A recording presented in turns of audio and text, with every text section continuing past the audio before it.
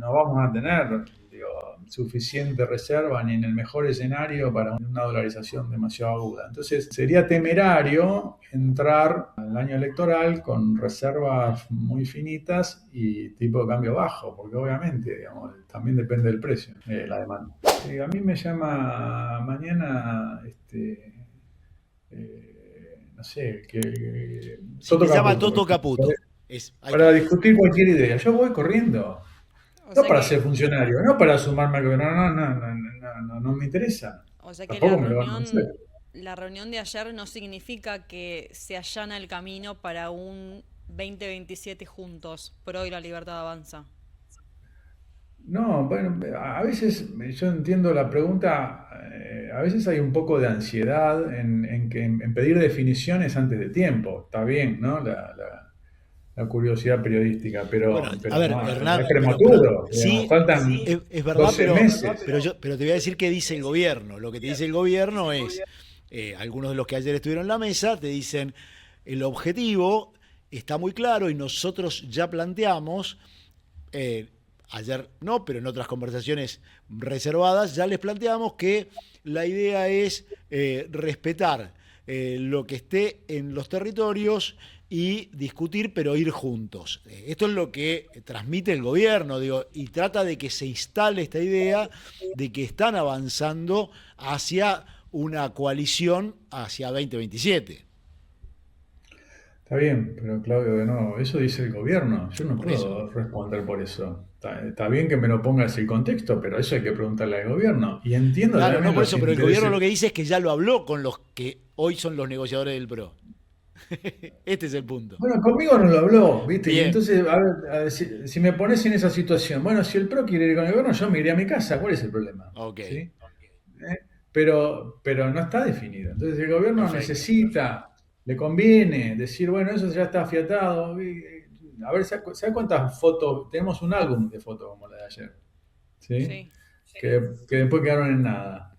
Mi sensación es que cada vez que alguien, el PRO o alguien, amenaza, pone arriba de la mesa un menú alternativo, nos invitan a comer milanesa. Bueno, y está Exactamente. bien, y después no pasa nada. Entonces, la verdad que para la agenda legislativa no hace falta esa meta, ya digo, se coordina proyecto por proyecto como se viene haciendo. Así que no es hora de candidaturas, de coaliciones, ni de definiciones de ese tipo, digo, de listas. Así que, bueno, enhorabuena, me parece que nos va a hacer bien a todos, al PRO, que es secundario, digamos, discutir estas ideas, si es lo mejor o no, si hay un plan A, un plan B, bueno, que compitan las ideas dentro del partido, no tomar verdades reveladas. A veces escucho, no, porque el votante del PRO quiere que vaya. Mira, a mí no me dicen eso, lo que hablo yo. Claro. No, así no hicimos, no es como el fútbol que hay un plebiscito cada fin de semana. Así que, y en todo caso, si eso fuera así, bueno, bienvenida a la discusión y si hay una idea superior, nos obligará a cuestionarnos. Y lo mismo el ¿Ves? gobierno, Claudio, porque si el gobierno, que es bastante refractario a cualquier idea alternativa o disidente, aún en sus matices, para incorporar, ¿no? Para ampliar su base política.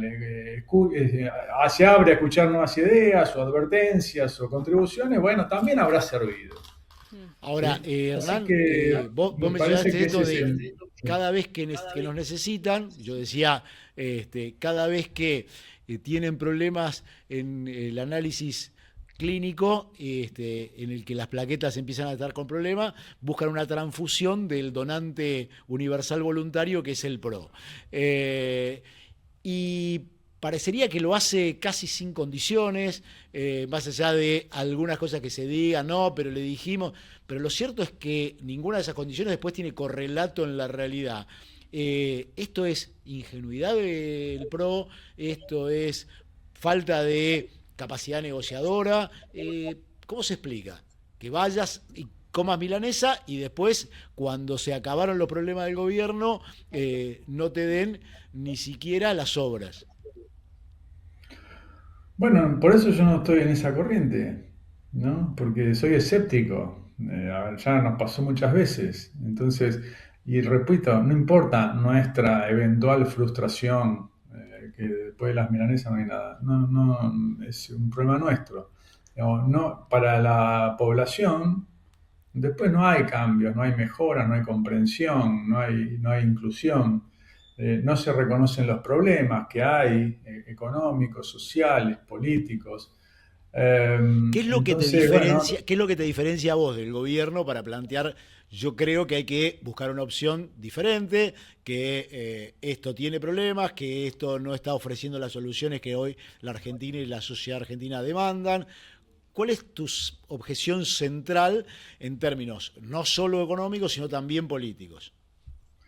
bueno, pero espera, te estaba respondiendo la pregunta anterior. Dale. Ahora voy a esta nueva.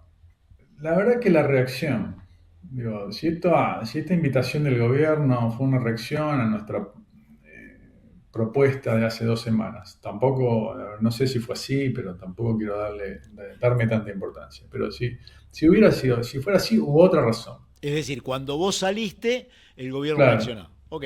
claro, claro. Pero bueno, no importa, aunque haya sido una casualidad. La verdad, Claudio, me importa poco cómo reaccione la clase dirigencial. Me importa cómo reacciona la demanda, o sea, los votantes, los ciudadanos, si están receptivos a una voz distinta, a una música distinta. Creo que hay auditorio que está demandando, che, por acá, ojo que hay problemas, hay riesgos, hay tensiones sociales, económicas, que es lo que me estás preguntando ahora. Bueno, necesitamos armar una orquesta, que alguien, obviamente tiene que ser el director de orquesta, pero podemos armar un director. Imagínate un director solo en un escenario, sería absurdo. Entonces, una orquesta con instrumentos, con un coro, bueno, o sea, colectiva, a eso me refiero. Pero tiene que haber una demanda de esa propuesta. Entonces, me importa más la reacción de la ciudadanía a esa alternativa. Respecto a tu nueva pregunta, que es si las diferencias. Mirá, yo, cuando vos decís se comparte el rumbo, sí, sí. A ver, creo que el punto de llegada, la pretensión de llegada es un país con semejanzas en ambas visiones. ¿En qué sentido? En tener una economía abierta, con ciudadanos libres, con libre comercio, con más iniciativa privada, con un rol del Estado mínimo a la regulación y a la provisión de bienes públicos esenciales, no un Estado productor. Entonces, el modelo de organización final, sí nos distinguimos ahí en ser republicanos, o sea, con división de poderes. Este gobierno ha sido bastante agresivo en ese sentido, o poco considerado con la construcción institucional, incluso con los gobernadores, un país federal. Creo que las reformas que vienen, Claudio, empezando a desgranar tu pregunta, que es la impositiva, hace falta la concurrencia de las provincias, porque hay un montón de los impuestos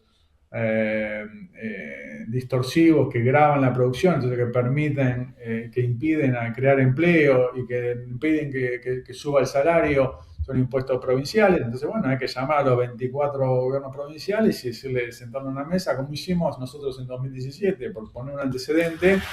Che, mirá, ingreso bruto y sello nos está matando. Entonces, y para eso hace falta otro tipo de diálogo con las provincias, que este gobierno no lo ha hecho, más bien ha hecho látigo y billetera, y eso no construye instituciones. Entonces después no podemos competir, entonces los problemas económicos, sociales y políticos empiezan a emerger, entonces el empleo está trabado, una parte muy importante de la producción, sobre todo urbana, un motor está detenido, el de la construcción, el comercio, la industria, que emplea la mayor cantidad de gente. Entonces, bueno, esos son los ruidos, las consecuencias de un enfoque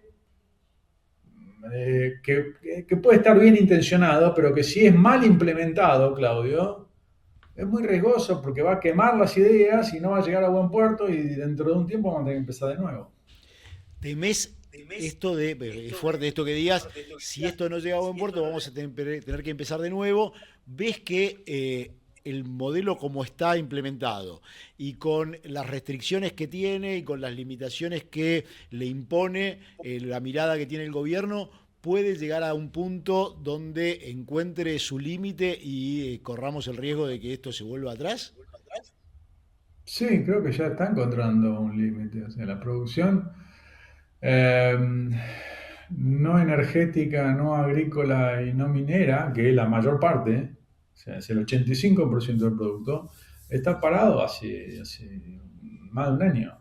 El empleo privado está parado, los salarios no, bueno, está todo relacionado, obviamente. La inversión, que es un poco refleja la inversión local y extranjera en el país, ¿no? Que a veces dice, oh, hay anuncio del proyecto con el RIGI. Sí, una cosa es un anuncio, otra es después poner el capital.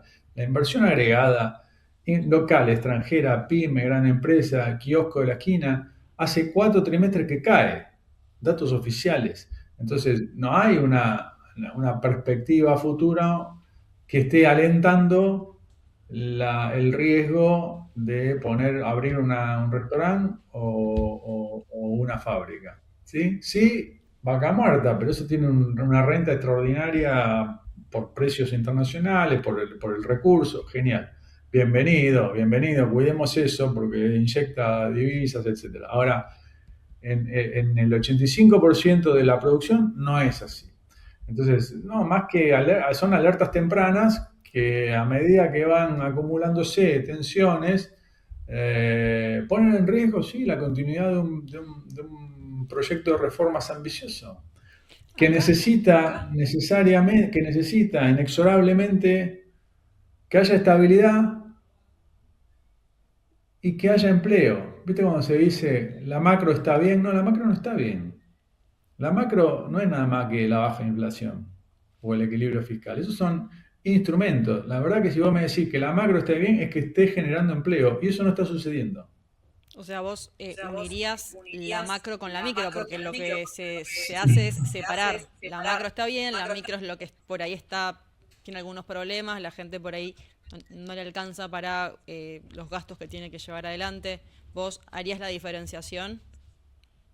No, lo que pasa es que sí, escucho eso de la macro y la micro. Eso es una distinción semántica que hacen algunos, pero que es nada más para expresarlo. En realidad no hay tal cosa como la macro y la micro. Hay una sola cosa, que lo separamos para entenderlo, pero hay una sola cosa. No hay. La, la- la- La macro es la suma de la micro, si me dejas simplificar un poco. Ujú. Pero la macro es precios controlados, precios no desbordados, o sea, dinámica, o sea, inflación baja, que tampoco está resuelto, porque la inflación oscila entre 2 y 3% mensual, que es altísimo desde hace más de un año, pero está bien, es mejor, es menor que antes. Y también que se esté creciendo, invirtiendo y generando empleo. Eso es macro también. Después, la micro a veces se siente, no, en la pizzería de la esquina vende más pizza, menos pizza, el bolsillo del trabajador. Sí, pero para eso, el bolsillo del trabajador, que está más deprimido que hace 3 años, que también, para ser claro, lo de hace 3 años era mentira, porque era plan platita, artificial, insostenible. Es como, Claudio me preguntaba hace un rato, hay que comprar, viste, 10 jugadores brillantes, salir campeón y después no los podés pagar. Bueno, eso era hace 3 años. Ahora el poder adquisitivo es menor que hace 3 años. Compramos menos cosas en el changuito del supermercado. Eso es macro también. ¿Es macro Eh, también el endeudamiento individual? claro que sí, claro que sí. ¿Por qué ocurre eso? Como la pregunta que me hacía tu colega. Julie. Julie, perdóname. No. Julie. Eh, los ingresos se deprimieron hace 2 años, 2 años y medio, cuando empezó este gobierno. Era inexorable porque lo anterior era mentira. De acuerdo, entonces había que hacer un ajuste. Era imposible evitar, ganar a quien ganara. Lo comprendo. Después empezaron a recuperar, no llegaron nunca al nivel previo, que es donde estamos ahora. Entonces, en ese tránsito, La gente que hizo tomó crédito. El crédito fue como un bastón en ese recorrido. Bueno, bienvenido que haya crédito. Bajó la inflación, entonces hay más disponibilidad de crédito. Genial. Ahora, la tasa de interés fue alta y volátil. ¿Por qué? Porque había que defender, porque se empezó a trazar el tipo de cambio, entonces para defender los ahorros en pesos o la demanda de pesos, había que subir la tasa de interés. La gente, Julie y Claudio, no es macroeconomista. Entonces, cuando le dicen es un problema entre privados, no sabe cuál va a ser la proyección de inflación, de salario, de tipo de cambio, del consumo. Entonces, no es un problema nada más que entre privados. Y la volatilidad de la tasa de interés el año pasado voló. Tuvimos un año electoral, voló a 3 dígitos. ¿Quién podía prever eso del tomador de crédito? Entonces, es un problema, es un contrato entre privados, pero donde la política pública incide mucho. ¿Sí? Las condiciones Entonces, del contrato no fueron modificadas por los particulares que tomaron el contrato. los particulares que toman el contrato tienen información asimétrica. ¿Oíste hablar de Stiglitz? Vos sí, Sí. pero el público. Bueno, Sí. premio Nobel de Economía hace 20 y pico de años, No es muy amigo de Milei, porque me parece. No precisamente. no es amigo de Milei, pero no importa, estoy contestando en base a sus pergaminos académicos. Mi amigo mío tampoco es, no me gusta nada de lo que dice políticamente, pero digo, bueno, fue premio Nobel de Economía, así que de algún tema sabe. Y dijo esto, mira, los contratos que tienen información, o sea, que una parte sabe mucho, hacemos un contrato entre Claudio y Julie. Bueno, eh, Julie es un banco, Claudio es un tomador de crédito. Julie sabe mucho más. Entonces, Claudio, es fácil Está entre muy comillas, bien la analogía. Julie es un sí, banco y sabe mucho más. Está perfecto. o una billetera. Y Claudio, lo único que entiende, que tiene que saber, que comprende es la cuota fija, y entonces ahí el regulador tiene algo para hacer, tiene algo para decir, ojo que Julie te ofrece un crédito al 50%, y al lado hay otro que te ofrece al 100%, y otro al lado hay otro que te ofrece al 700% de tasa de interés. Mostrar los precios. ¿Viste en el supermercado que vos entrás y tenés que estar todos los precios expuestos y obligatoriamente y comparados y discriminados por peso, por unidad, y después llegás a la caja y el ticket tiene... Bueno, eso es una regulación pública, ¿sí? Y acá es lo mismo. Entonces, si no, a vos te engañan muy fácil y después, ¿viste? Llega el problema como este, que es consecuencia de los abusos de las tasas, que no hay que poner una tasa máxima, pero sí información pública, y de la volatilidad de la tasa de interés, que es consecuencia de tu modelo, y ahora tenemos un problema grande. Entonces, ¿y eso qué fue? Una consecuencia micro, llámala, de un diseño macro. Acá, Hernán, sí. uy, dale, dale. Bueno, acá hay una pregunta en el chat y yo he escuchado varios políticos que en algún punto como que subestimaron tu candidatura por esto. Acá preguntan, ¿la CUNSA volvería a reperfilar los bonos en pesos? Y acá viene mi comentario. Yo escuché varios políticos decir, ¿la CUNSA quiere ser presidente? Esta persona que reperfiló los bonos. ¿Qué le responderías a esto?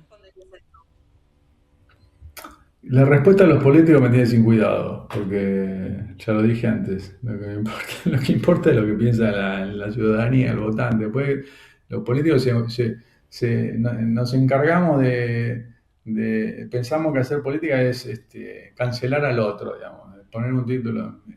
Es muy fácil, Juli, la respuesta. Tiene varias aristas. Cuando vos entras a una sala de guardia desangrándote, una hemorragia, ¿qué tiene que hacer el médico que te recibe? Y un torniquete, Salvarte como la mínimo. vida. Como Lo que mínimo. sea, Lo primero, frenar como lo primero sea. es un torniquete, frenarla como sea. Tiene que, frenar la hemorragia. Ok. Salvarte la vida, ¿sí? Porque si no, después podemos seguir discutiendo en abstracto, salvarte la vida. Ok. Y si vos después, 7 años después, tenés un problema de trombosis, ¿qué tenés que hacer? Darte un anticoagulante. Entonces, ¿qué tontería es eso? El mismo médico, ¿sí? Así que qué tontería, o sea, que depende de las condiciones en las que esté el paciente. A. B. ¿De quién es la responsabilidad? ¿Del que aplica el torniquete o del que generó la hemorragia? ¿Sí? El que dejó generar la hemorragia. Entonces, ¿de quién es la responsabilidad? Del que, porque vos llegás ahí y decís, che, vence un bono el viernes, y vos llegás el jueves, el miércoles, y el jueves te dicen, ¿cuánto hay en la caja? Cero. Entonces, ¿de quién fue? ¿Del que está ahí en el momento que hay que pagarlo o del que tomó esa deuda? ¿No? B, argumento 2. Argumento 3. No sé quiénes son los políticos que dijeron eso, pero ¿viste Eh, el proyecto de carta orgánica del Banco en su Central que mandó el momento yo gobierno? la estaba entrevistando a Arieto y Arieto dijo esta frase que te comentaba. No, bueno, pero tiene que ser alguien que entienda de estos temas, pero bueno, no importa. Eh, el argumento 3. ¿Viste la carta orgánica el proyecto de carta orgánica del Banco Central que mandó el Sí. gobierno? Que ya Yo te la creo que está dictó. bastante bien. ¿Sabes qué dice? Bajo ninguna circunstancia hay que darle en la maquinita. Eso dice. Lo principal es eso. No financiemos el tesoro bajo ninguna circunstancia. ¿Sí? Yo no tenía esa ley en la mano cuando fui ministro, lamentablemente. Tenía otra que era la actual, que es horrible, mucho peor. Podría haberle dado a la maquinita, ¿sí? Para no reperfilar. No lo hice, para evitar la hiperinflación, ¿sí? Con lo cual, yo me anticipé 7 años a este proyecto de ley. Hernán, te traigo a un tema de urgente actualidad que es algo que entiendo que vos sos crítico y me interesa que lo expliques porque he escuchado también otras voces críticas, algunas de gente que está en la sintonía del gobierno en términos económicos, en términos regulatorios, con el gobierno, que es la decisión de ayer del gobierno de permitir dar créditos en dólares a los bancos a empresas no generadoras de dólares y con dinero de los depositantes, porque ya existía la posibilidad de hacerlo, pero con recursos propios, ahora es con dinero de los depositantes. Y he escuchado, entre otras, una de las voces críticas es la tuya, escuché la de Andrés Neumeyer, que estuvo en su momento en el Banco Central con Sturzenegger, Guido Sandreris lo mismo, digo, gente que dice, yo apoyo muchas de las iniciativas de este gobierno, pero esto me parece riesgoso. Bueno, sí, porque eso es un atajo. Ya hicimos eso, a fines de los 90 lo hicimos, de darle crédito en dólares a gente que no Que no cobra en genera dólares. dólares. Entonces, después, ¿qué pasa? ¿Viste? No, poner no ahora, pero eso es una medida cuando vos quieras, digamos. Un día hay un atraso cambiario, o sea, se atrasó el dólar, entonces un día pega un salto. ¿Qué hacen los que deben dólares si no generan dólares? Una cosa son los exportadores, que van a seguir cobrando en dólares, ahora un valor en pesos superior. Otra cosa son los que cobran salarios en pesos, ¿sí? O la pizzería de la esquina que sigue cobrando en pesos. Entonces vamos a dar crédito en dólares a ellos. Y si después hay un problema, ¿qué hacemos?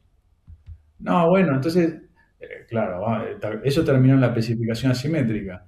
No, bueno, pero se toman medidas prudenciales y los bancos van a tener criterio. ¿Qué criterio van a tener? Si la mora de las tarjetas, me preguntaba antes Juli, es 13%. Hay 6 millones de créditos, no sé si mal otorgados, pero riesgosos. No fueron prudentes. Entonces, ¿quién va a ser prudente? Y yo le tengo mucho miedo a estas cosas, Claudio, porque cuando uno toma un atajo, el guía que lo dispone, que lo propone, es popular, porque dice, uy, mirá, encontré un camino acá para llegar más rápido a la cumbre y entonces vamos por este atajo y todos celebran y brindan, encontramos crédito en dólares, vamos a dar, vamos a ser generosos, qué sé yo. Ok. Después resulta que ese atajo no va a llevarte a la cumbre, te lleva a un problema, a un valle, no a la cumbre, para no decir un precipicio, a un problema. ¿Y qué hacemos? Seguramente el guía ese que propuso antes no está más, porque hay democracia, bueno, no está más. Como pasó en 2001, los que hicieron crédito en dólares no estaban más, estaba de la Rúa. Entonces, bueno, no está mal. Entonces que hay otro guía que tiene que volver para atrás, la especificación asimétrica, paga todos los costos políticos y volver a empezar. La sociedad tiene que volver a empezar. Y el sistema crediticio se rompe y se rompen los contratos. Entonces, no hay que hacer atajo, hay que explorar las causas por qué no hay crédito en moneda local y para los que generan pesos, para los que cobran en pesos y resolverlas, no tomar un atajo. ¿Cuál sería el camino para cambiar este rumbo donde lo que vos decís, el salario está, o el bolsillo del trabajador está más deprimido, la actividad está planchada hace 4 trimestres, sobre todo quienes la actividad del 85% de la economía, como vos mencionabas, no los sectores de la energía, la minería y el agro, y esto que parecía, bueno, además de tener este riesgo, por otro lado también está cuestionado desde el punto de vista de que el objetivo de dinamizar la actividad difícilmente lo logre. ¿Qué debería hacer el gobierno para empezar a poner en funcionamiento, que prendan los motores de las actividades centrales, la de la industria, la construcción, el comercio, digo, los dinamizadores de la economía general? Yo entiendo como dicen ustedes, que en la televisión o en el streaming el tiempo es tirano. Entonces, esa pregunta está bien, pero pero no es que uno va al Ministerio de Economía o a la Casa Rosada, toca un botón y Ok. salimos. Es un sistema complejo, pero no voy a evadir tu pregunta.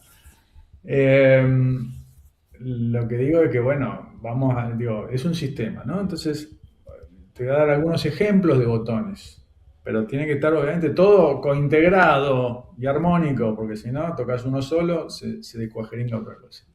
Bueno, es Una parte de lo cosa que ha es, pasado también, ¿no? De una sí, decisiones asistemáticas donde han impactado en donde no se quería impactar y no han generado lo que se quería generar en donde tenían que hacerlo, ¿no? sí. Bueno, por ejemplo, te voy a decir una cosa, te voy a dar un ejemplo de varios, pero tres ejemplos, uno de corto, otro de mediano y otro de largo plazo.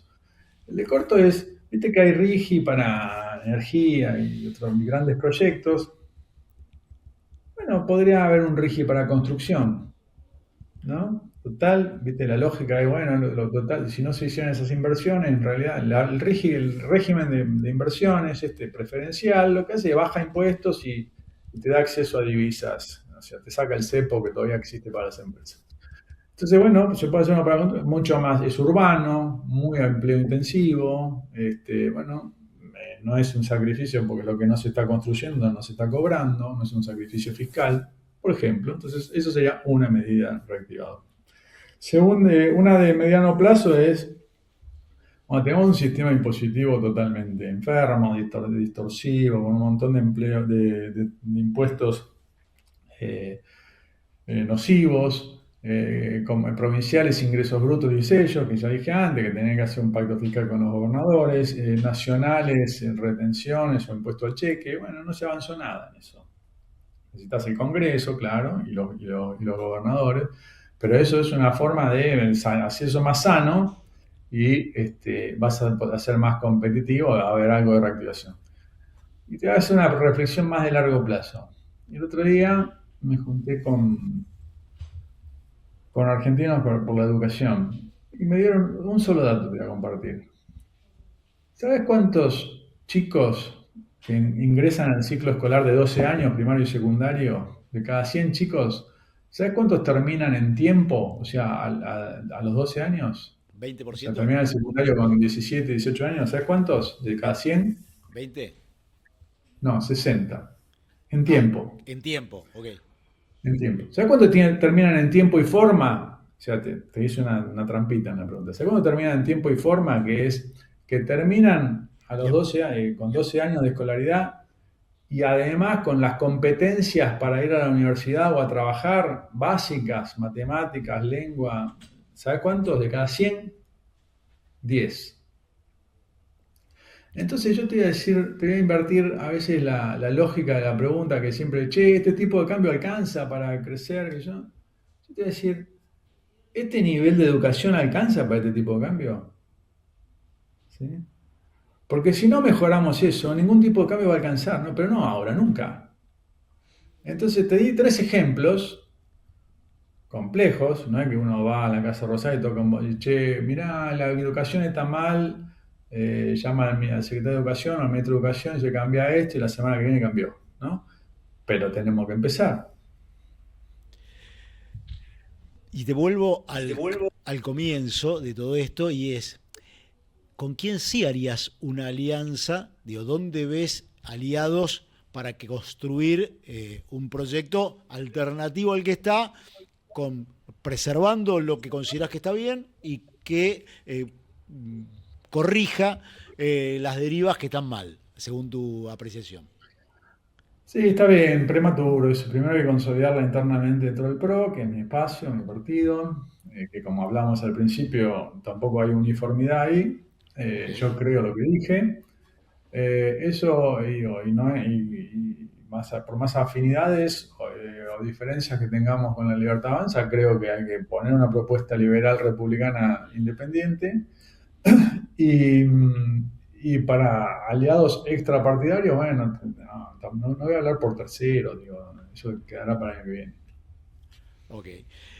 Perdón, ¿vos tenías algo más, Julie, para preguntarle? No, justo Porque lo como llevamos más tiempo del que le habíamos prometido no, ocuparle. una cortita que me había quedado de la pregunta anterior, o de la respuesta anterior. Justamente hablabas de la educación y hay un tema, ¿no? Con el gobierno y la educación, porque el gobierno a ver, tiene muy fijado el tema de que haya equilibrio o superávit fiscal y con eso no entrega ciertas partidas o hay una pelea, por ejemplo, con las universidades y con muchas áreas que reclaman más fondos y el gobierno no quiere hacerlo. De hecho, inclusive está llevando adelante una iniciativa de shutdown, es decir, que si algún área del Estado gasta más, se cerraría. Vos como economista, ¿cómo ves esto o cómo manejarías estas dos situaciones? Por un lado, que haya un equilibrio fiscal y por otro lado que se puedan asignar partidas que permitan que, por ejemplo, la educación mejore. Sí, primero, el equilibrio fiscal es una condición necesaria, porque si no, Julie, pagan los pobres sobre todo y la clase media, porque o sea, eso es inflación o deuda después impagable. Así que no hay debate. Si queda un legado positivo, cultural, creo, de este proceso, es que nadie va a volver a discutir que el equilibrio fiscal es una condición necesaria. Quiero creer, y bueno, eso será un legado positivo para el futuro si lo podemos consolidar entre todas las fuerzas políticas. Ahora, esos son instrumentos, con eso no vivimos. Eh, y está bien tu pregunta porque uno podría decir, bueno, en el altar del equilibrio fiscal, no sé, se podría decir el shutdown este, que es una cosa medio particular, ¿no? No es como en Estados Unidos, pero ponele. Consigamos equilibrio fiscal sin hospitales y durás una hora. Cerremos los hospitales porque tenga que haber equilibrio fiscal, una hora. Bueno, cerremos las escuelas porque durás una semana. No hagamos rutas porque el equilibrio fiscal durás 3 años, porque al cuarto te caes en la banquina. No hagamos ciencia, investigación y universidades. Y bueno, vas a durar un poco más, 5 años, 6, 8, no sé, pero después lo vas a pagar con por falta de productividad, por falta de capacitación. Así que en realidad hay que generar holguras, que era la primera pregunta de Claudia hace un rato, para crecer. O sea, la macro no está bien. Entonces, más margen para ajuste no hay. Ahora, tenés que poder volver a crecer. Y bueno, eso es una combinación de botonera, no sé, puse 3 ejemplos, para volver a crecer y con esos recursos, producto del crecimiento, bueno, vas a poder asignar más recursos a la universidad, por ejemplo, que es tu pregunta, pero específica. Pero insisto con esto, digo, discutimos mucho en la universidad y poco la escuela primaria. Yo me tocó ser ministro de la provincia de Buenos Aires. Hablaba con María Eugenia, decía, si tenemos un peso, encontramos un peso en algún lado de una recaudación o de lo que fuera, pongámonos en la escuela primaria, esa es nuestra filosofía, porque ahí está el futuro, ¿no? Y te hago ahora sí la última. Se ha estado hablando mucho del tema de como año electoral y como los antecedentes y con lo que muchos consideran un atraso cambiario, que haya el año que viene una dolarización de carteras y que se presione el sistema cambiario. ¿Ves esa posibilidad y qué ves del gobierno que está diciendo estamos a resguardo, vamos a comprar 20.000 palos y con eso estamos en condiciones de hacerle frente a cualquier demanda?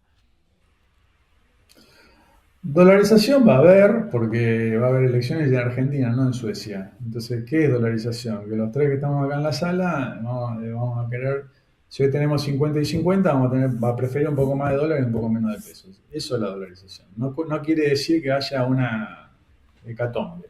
Ok. ¿De qué depende que no haya una hecatombe? Que ocurrió el año pasado, no hace 20 años. El año pasado hubo dolarización. Y la verdad que pegó en el palo y salió, pero nos rescató Besen. O sea En que no realidad la sobra sacó nada. Scott Bessent de adentro, mejor dicho. Sí, sí, sí. O nos sacó la cabeza abajo del agua. Y 6 meses antes fue el Fondo Monetario. Y yo escucho a veces a algún funcionario que dice, no, bueno, el régimen fue robusto a la dolarización. Mentira. Me hace acordar un náufrago que lo saca el guardavidas y que después en la orilla saca pecho. No, te sacó el guardavidas. Entonces temo que a veces nos estemos otra vez internando en el mismo mar,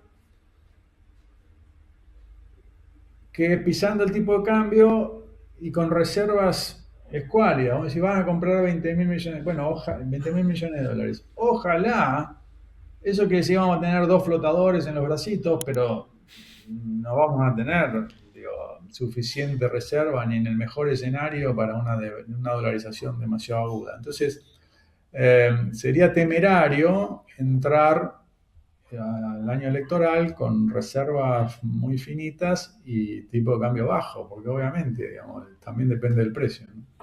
La demanda. Hernán.